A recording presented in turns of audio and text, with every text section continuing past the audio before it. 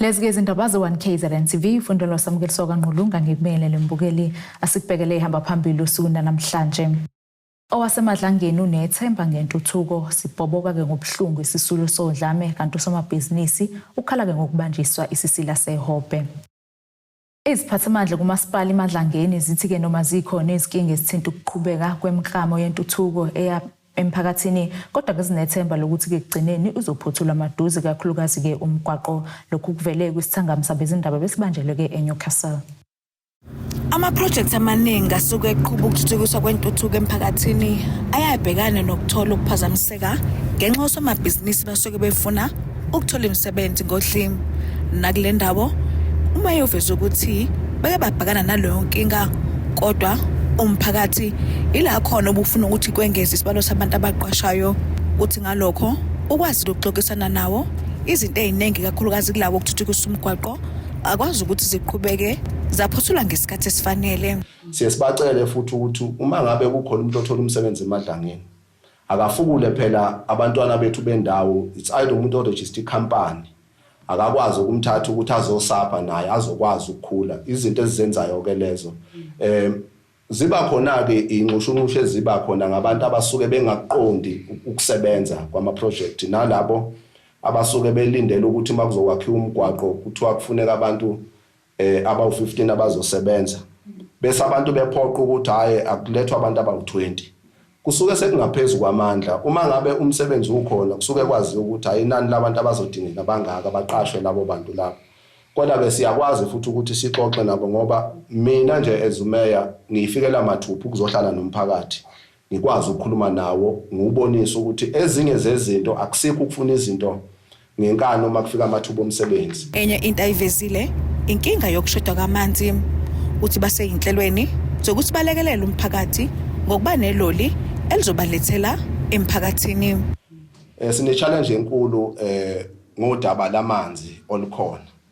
Ezisumkhandlu sike sahlala sabasengxoxweni ukuthi iziphi ezinye indlela esingazenza ukulekelela idistrict ukuhlangabezana nayo. Siyazama ukwenza njengalokhu sifisa ukuthi sibe nayo itrack yamanzi engakwazi ukuthi ibe i-backup ekulekeleleni noma kungesiyona isolution ukuthi abantu kumele balethelwe amanzi ngama-truck kodwa kuyi-backup yokuthi uma kunezimo eziphuthumayo njengoba indawo yethu ivuleleke kangaka sikwazi ukulekelela i-district yethu. Lo masipala useyinhlelweni zokuqhubekeza isigaba sesibili sokwakhiwa kwesikhungo sazinhlekelele. Ongumenenja uyachaza ngesigaba sokuqala nezinto nosizo ezolutholakala kusona lesi sigaba sokuqala. This center also we have our call center that will operate 24/7 where all the calls will be logged. Bese you dispatch all the relevant help or assistance that is required by the community. For instance, if there's an accident that is being reported, we need to dispatch your traffic officers, SAPs, your emergency management, plus the firefighters. So kuzobalula ukuthi bonke labantu bafike ngesikhathi esisodwa kwisimo abantu abalimele waba involved bakwazi ukuthola ihelp ngesikhathi esisodwa. Ukwakhiwa kwalesi sikhungo sezinhlekelele kudle lo masipala imali engaphezulu ka3 million kwathi imigwaqo yona ibinemali engo18 million. Madoze kulindeleke nale eminye esakhiwa kabusha phakathi nemizi iphothulwe. Kutebogo Sibisi wezindaba ze-1KZNTV kuchannel 261 ngisemadlangeni. Owesifazane waba isisulu sokuhlukumezeka ngokuba umyeni wakhe abulale izingane zabo ezimbili uthi kobuhlungu abuzwa kwamenza kwasukuma beshabashebisa udlame lwasekhaya ukuze kabambe iqhaza abashadikazi bakwazi ukubhekana nezinkinga zodlame lwezomndeni ngokuba ke asungule inhlangano engenzi inzuzo ezoba ke inkundla yokuqhamuka namasu ukuze ke basizakale nxa zonke. uNtombindlela waqoka ukuba sungulwe inhlangano engenza inzuzo eqanjwe ngamagama ezingane zakhe ezingasekho ezabulawa kobaba wazo ayeshade naye iUNamandla Sambula Foundation ngenhloso yokuba alwe nodlame lwasekhaya. Namuhla ubehlangene kanye nabesifazane emcimbini iHeal My Wounds Oh Lord ebebeqhamuka inkalo zonke ngenhloso yokuzovula inkundla yokuba ke kukhulunywe ngezingqinamba emakhaya ababhekene nazo okubalawo nokuhlukunyezwa kwabesifazane nodlame lwasekhaya. Usuku namhlanje usuku la khona sithi khona Heal My Wounds Oh Lord inhlangano le engiyiqale ngenxa yokuthi owayewumyeni wami engangishade naye wathatha isinqumo sokuthi abulale abantwana bami ababili. So ngase ngithi ake ngihlaleke ngicabange kahle ukuthi abanye abantu abadlula kwiabuse mina bengidlula kuyona usuku nosuku iminyaka ewu12 yonke abanye abantu singabasiza kanjani. Ngase ngiqala ke lenhlangano ethi Heal My Wounds Oh Lord ila khona sihlanganisa khona wonke umuntu owesilisa wesifazana abantwana sizokhuluma ngendaba yokuhlukumezeka ukuthi izona ziphi izinto esidlula kuzona zigcina zenzana empilweni yethu futhi. Lo mcimbi ubanjwa kesibili kulonyaka ubuhanjelwe kwabesifazane iningi labo edluleke ezimeni zokuhlukunyezwa. uNtombindlela uthi iHeal My Wounds Oh Lord ihamba ibanga elide kubhakaneni nokuxazulula izigameko zokuhlukunyezwa. Ngiqale ngabona ukuthi kwamina ngihilile then nabanye abantu bayahila futhi ngiyababona nesasiqale nabo basekhona kuyaqhubeka impilo iyaqhubeka abantu ziyalunga izinto zabo ila khona siyathandaza lana siyathandaza sikhala uNkulunkulu sonile sicela usithethelele uNkulunkulu sicela usilaphe ngoba into ebalekile ukuthi abantu bathi bedlula beya kwezinye kwamanye ama relationship kodwa bepholile ngoba inhloso enkulu ukuthi abantu bephole bekwazi ukuqhubeka nempilo. Siyakhona ukuthi sibatholele because siba nabo abangama-social workers siba nabo abantu abangamaphoyisa abakhona ukuyoreporta izinto eziningi nje even umuntu ukuthola ukuthi unenkinga nje lapha kwezezimali sinabo abantu abakhonayo ukuthi bemsize bemtakule lo muntu bemlekelele sifundisana izinto eziningi even ukuqala amabhizinisi ukuthi uqala kanjani ibhizinisi. Abesifazane abahlukunyezwa abebeyingxenye lomcimbi bathi wenza ke kube lula ekubhekaneni nanoma yiluphi kuhlobo lokuhlukunyezwa. Sihlanganele into eyodwa ukuthi sizoqinisana nosesimeni abona iway out no obona ngathi isimo sakhe siwest abona ukuthi kunabani izimo zabe ziwest than esakhe then akufunda ukuhila akufunda ukuphuma entweni noma sekuthiwa akuphumeki ku Heal My Wounds. Ngithe ngifika ku Heal My Wounds ngabona ukuthi no man was only God obangenza ngisurvive esimweni esifana nalesi was only God owakwazi ukungithwala all these years ngingenambani ngingenamuntu ozongithwala and then ngase ngiyabona ukuthi no la ku Heal My Wounds angibuye ngizotshela nabanye ukuthi no lesimo engidlule kuso bekungesona esizongibulala but bekuzonke ukuthi ngizotshela nawe olimele ukuthi uNkulunkulu uyathwalana. Izindabeni ze1KZNTV kubi uNkosenhle Mthembu eMpangeni. Ukhala ke ngemali yakhe yoxhaso usomabhizinisi athi ke usola ukuthi yehle ngemlenze kwizikhulu esisebenzela ikuyihhovisi lalo wabengundunankulu wesifundazwe kwaZulu-Natal noMsadube Ncube usithulele ecele isikhali uthi ke unebhizinisi elikhiqiza impahla yasendlini emagabheni eThekwini wabeke esekhahlanyezwa isikhukhula ngonyaka 2022 ucele isikhali uthi ke wafaka isicelo soxhaso kwihhovisi lalo wabengundunankulu lathembisa kumlekelela kodwa ke uxhaso lwagcina lingafikanga kuyena uthi ke waxhumana nowabengundunankulu wesifazane noMsadube Ncube wathembisa ukulisukumela udaba lakhe kodwa kuze kube imanje akazothole lutho. Usomabhizinisi wasemagabheni eThekwini uthi usola izikhulu ezazisebenza kwihhovisi laloyo wabengundunankulu wesifundazwe saKwaZulu-Natal uNomusadube Ncube ngokwehlisa ngemlenze imali yakhe yoxhaso okwakumele ayithole ngemuva kokukhahlamezwa izikhukhula zika 2022. Lona uyachaza. Ngo-2022 ngakhahlamezwa ama-flat afika iworkshop yamabulala imishini engangisebenza ngayo kune funding engangi-applyelile eyayilekelela intsha ngo-2021 nami ngangisesigabeni sentsha leso sikhathi leso. Umqondisi womnyango uSabelo Ntuli umqondisi we-funding le kwa OTP le sasiyi-applyele nethimba lakhe kunabantwana abafika la workshop bezokwenza ama due diligence. Lawo bantwana bafe bangibuza ukuthi ngoba nginemishini ebiza kangaka nje workshop yami ngizoyenzani imali engaka le 2 million engiyifuna kubona. yini futhi ungasebenzi sengiyabachazela ukuthi angisebenzi ngoba ama-flat angikhahlameza abulala yonke imishini enganginayo. Uthi walibika udaba lwakhe kwabe engundunankulu wakulesifundazwe. Sebebuza ukuthi ke ubani wengifandile sengiyabatshela ngangifande i-economic development. Shuthi basuka ke babuyela kumphathi wabo bayoplana ukuthi ubani abazomntshontshelwa imali base bebona mina ke ngilahlile. Umqondisi ke lo Osabelontuli wasebhalela kumina WhatsApp wami. Izinto zonke azibhala ke ezibucayi ngazigcina wathi eqamba ezidelete zona lo zinto bese ngizi-screenshotile ngazigcina ngamthumela uPremier noMsadube ngabika kuye ukuthi ngicela ngilungise lo daba lolu. Wasecela icabinet yakhe kulo cabinet wakhona uSibu ngubane oyethanje kwe-DG waPremier njengamanje. Fortunately usekhona ke eminyangweni naye lo Sabelontuli usekhona eminyangweni. Unqobisile Mbodla naye obekhona owesenza as uCEO wakhe noMsadube no ntombazana wakamanda uMandaba waseMlazi. Abantu engababikela bonke labo. Uthi usebhekene nezikweletu. Ngiyacela ke namhlanje ukuthi undunankulu lo ongenile ngoba udaba olusesigabeni sakhe futhi engangirireportile kunoMsadube owayenguPremier.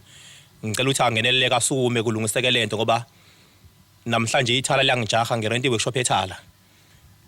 Ngilikwela 300,000 imali yerent manje angikwazi ukusebenza solo ngakhahlamezwa ama-flat. Uthi unesiqiniseko sokuthi lolu xhaso lwangena. Angicabangeli ngoba ngangilokhu ngifollow apha.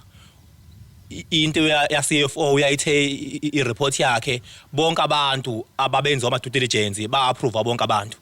Ngangihleli ngilotshemba ngilindile. Omunye ngangimbuzile ukuthi kuqhubekane wangithi imali iholdiwe ngoMay ngesikhathi ama-elections. Uma sengikhuluma naye namhlanje ungitshela ukuthi imali yanikezwa abantu ku-2023 ngoDisemba. Lithinto ihhovisi likaNdunankulu okhona njengamanje ukhulumela leli hhovisi uBongani Gina uthi bebengenalo ulwazi ngalolu daba lalosomabhizinisi wabe sethatha imininingwane yakhe. Lo mbiko beniwethule lo Zamando Sicele kwezindaba ze1KZNTV ngisemagabheni. Asiye ey'tolo siyasiqhubeka nazo indaba zethu.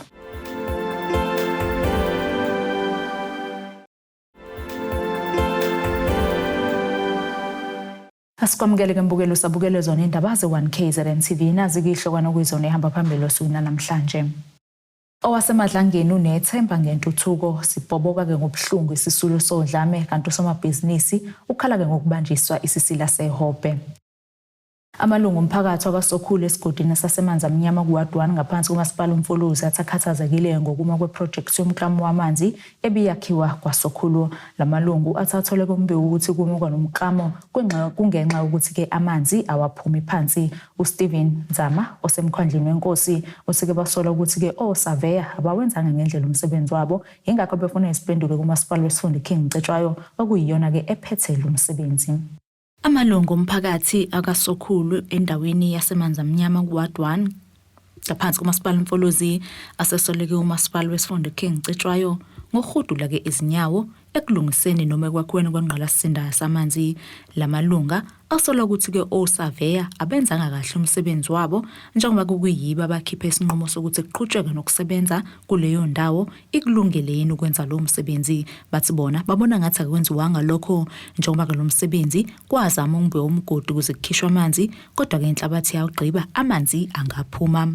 Ngicabanga ukuthi iproject lena ibi nethemba elikhulu labantu bebethembela ukuthi bazothola amanzi ahlanzekile bewathola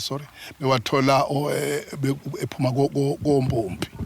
Kodwa ngokusondela iproject njengesakhamuzi sakwasokhulu sitholela ukuthi ingathi le project iyafeyila ngenxa yokuthi uma bebhola phansi amanzi awaphumi inhlabathi iyadilika. So manje ke sesiyabuka ukuthi ke mhlambe khona umuntu ongahambisanga kahle mhlambe inhlolovo yokuthi kuze kube neproject funeka kube khona phela abantu abangosurveyor noma engineer abahamba phambili before iproject iqale ngoba nabahlola nje umhlabathi ukuthi umhlabathi isimini sokuthi uma bebhola lamapipe ayingena phansi emhlabathini kulandelwa amanzi ukuthi amanzi azotholakala nina kuze ukuthi uma kufakwa le mali ewu3.4 million ikwazi kube isizakala abantu. Laba ke bathi le project batshela ukuthi ke izothatha izinyanga ezithathu ukuba ke iphothulwe, kodwa imbiko ithi ke kusetshenzwe ke izithuko ezili14 kuphela kwase kuma ukusebenza nabangaqonde ukuthi ke siyini isizathu salokho. Siyadumala ukuzwa ukuthi kusetshenzwe inzuku ezi11 kuphela, kodwa angikholwa ukuthi kuhulumeni othole umsebenzi wayekhothe inzuku ezi11. Kuyasimangaza ke lokho kakhulu. Siyamcela kuhulumeni ukuthi asondele abhekelele, ngoba imali yesizwe ngeke uvele uyetshale nje ubusu uyafulathela. Kufuneka uhulumeni ukuba azobuka ukuthi kwenzeke ngendlela okuyiyona yona umsebenzi kafushane nje ngathi ilokho. Kanti ke umasipala wesifunda eKhengcetshwayo usiphendulele kanje kwistatement esibhaliwe, uthi ke uqinisekisa umphakathi ukuthi lolu hlelo lusaqhubeka futhi ngesikhathi nangayo yonke imininingwane ebekiwe. Bathi ke njengamanje lo mklamo usuphothuliwe u95% wawo, futhi ke bajabula ukubika ukuthi ke indlu yompompa, umzila wamapayipi amanzi kanye nompompi eseceleni sekufake ke ngokugcwele. Bathi ke njengamanje usonkontileka ulindele ukulethwa kwamaphampu afaneleka kangcono emgodini ebese ke kuqhutshekwa nomsebenzi. Bathi ke umphakathi awehlisa amaphaphu njengoba ke lo msebenzi uzoqedwa ngesikhathi besibekiwe okungu December, njengoba bekulindele ukuthi ke lo msebenzi uthathe izinyanga ezithathu. Iqembu le-Democratic Alliance lithi ke abantu bakuleli kufanele beqhubeke nokulwa ngezinhlelo zenkampani ephehla ugesi kulelu Eskom zokwenyusa ke ugesi ngemali eningi. Lokhu ke kushiwe ngoba bethi ke le nkampani iyona ke imosha imali. Okhulumela iDA yeParliament kwezamandla nogesi uthi ke Eskom wasebenzisa izigidi ezingama480 zamarandi ukwakhela ke abasebenzi izindlu eMpumalanga, kodwa ke lezo zindlu ahlali umuntu. iDA igqugquzela abakuleli ukuba bengaye ukulwa nokunyuswa kagesi ngemali enkulu. Laba veza ukuba Eskom yomosha imali njengoba bedalula ukuba le nkampani isebenzisa izigidi ezingaphezulu ka480 wamarandi ukwakha izindlu zabasebenzi eWickle eMpumalanga. Laba bathi bathola ukuba lezi zindlu zashiwa kanjalo osekholele ekuthenini nophahla libhodloke. Baphinde baveza ukuba ngonyaka ophelile uEskom ulahlekele izigidi zamarandi engachazanga ngawo njengoba ingasaphoqwa umthetho iPublic Finance Management Act, kanti ke bathi bafisa ukuba Eskom eyochaza eParliament ngemali eyasetshenziswa ukwakhiwa izindlu eMpumalanga. Thobekadladle endabeni ze1KZNTV ngeseNewcastle. Indodakazi yomholi weqembu lomkhonto wesizwe phansi uJacob Zuma uDuduzile Zuma Sambudla iqokeleke esikhundleni esibalulekile eParliament lase-Afrika iPan African Parliament. uZuma Sambudla uqokeleke kwisihlalo wesithunya eziqhamuka emazweni aseningizimu yezwekazi. Ilokhu liqhubeke njalo nokuhlabana iqembu lomkhonto wesizwe phansi elizoqeda unyaka lasungulwa nelibonakala lisobozela amalunga aqavile avela kwamanye amaqembu amakhulu kuleli.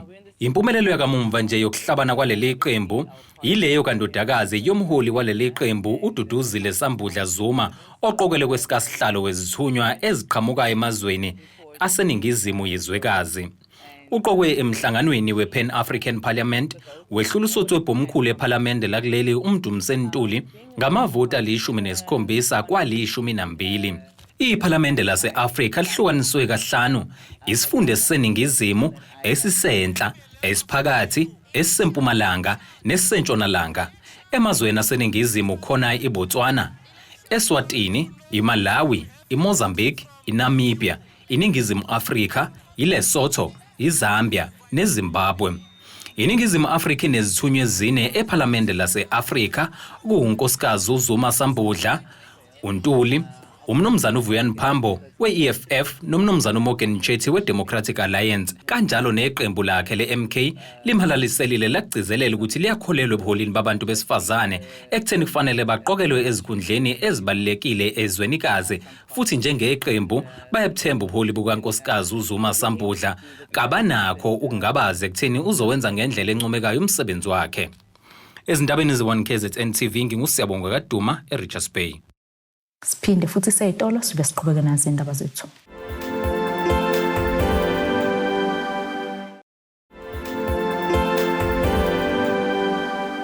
Asiphinde sikwamukeleke mbukeli ubusabukele zona indaba ze1KZNTV. Sikhumbuze bekuyihloko bekuyizona behamba phambili usuku namhlanje. Owasemadlangeni unethemba ngentuthuko sibhoboka ke ngobuhlungu isisulo sodlame kanti usomabhizinisi ukhala ke ngokubanjiswa isisila sehope. Ake sibheke engosini yezomnotho. Izimakethe zakuleli-ke zivale irandi lu-17.36 maqhathiswa nedola lasemelika, libe u-18.75 maqhathiswa ne-euro, libe u-22.56 maqhathiswa nopondo waseBrithani, igolide lona lu-$2,685.56 i-ounce, welengwahluziwe wona u-$75.63 umphongolo. Ake sibheke-ke engosini yezemidlalo. Izeke noma esezame kaningi ukugwema ukunconywa ngempumelelo yakhe kwi-Orlando Pirates ukusukela ke ifikile umqeqeshi wayo Jose Riviero kodwa ke kazange akufihla ukuthi ke ushaya isifuba ngasekuzuzile kwi-Bucks yena nabadlali bakhe. I-Pirates inqobe umdlalo wayo wesikhombisa weligi kulandelana kwi-Richards Bay FC okuqondane nokuthi ke bekungoka-100 kusukela uRiviero afika ngonyaka u-2022 ubeke igoli ka-Evidence Makgopa elinike uRiviero iwini yakhe ka-62 kule midlalo engu-100 eshawe ke kwengu-21 wayo waseke idlala ngokulingana kwengu-17 zinhlanu ke izicoco uRiviero sesifake ekhabetheni le-Pirates kusukela ke efikile okubalwa kuzona i-MTN 8 aseyidleke amahlandla amathathu kulandelana nama-Nedbank Cup amabili. Indlela ke iPirates eqale ngayo kule season abaningi bayithipha kuba ke ikunqamulo ukukhonya kwaMamelodi Sundowns esidle ke isicoco se-league yaseNingizimu Afrika amahlandla ayisikhombisa. Nasike isimo sezulu esingalindeleka.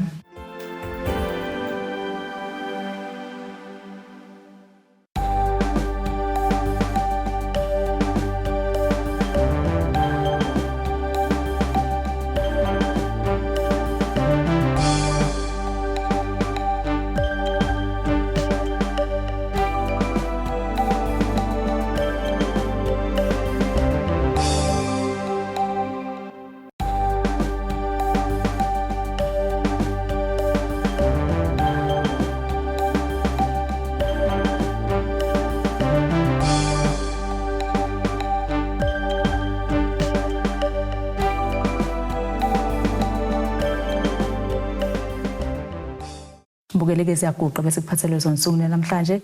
Mina nawe ke sophinde sihlangane futhi masiphinde sihlangana nisole kahle. Abethuli bethu bezindaba baxhaswe iThulis Bayview Bridal. Ungabashayela kulezi zinombolo ezivelile.